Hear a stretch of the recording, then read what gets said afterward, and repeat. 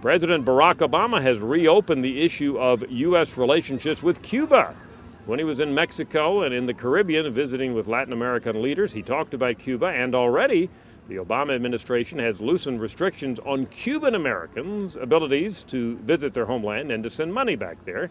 What you saw was a good faith effort. There are some other issues involved, and we tested them with the American public.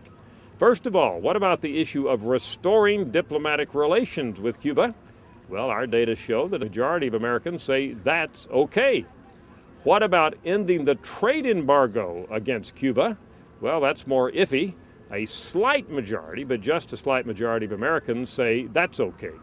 One final point, we did ask Americans, what about lifting restrictions on Americans' ability to travel to Cuba?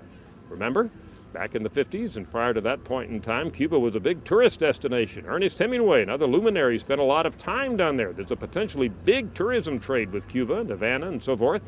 Well, the American public's all for it. A significant majority of Americans say yes, they approve of the idea of lifting that restriction and allowing all of us to go to Cuba if we so desire. I'm Dr. Frank Newport, editor-in-chief of the Gallup poll.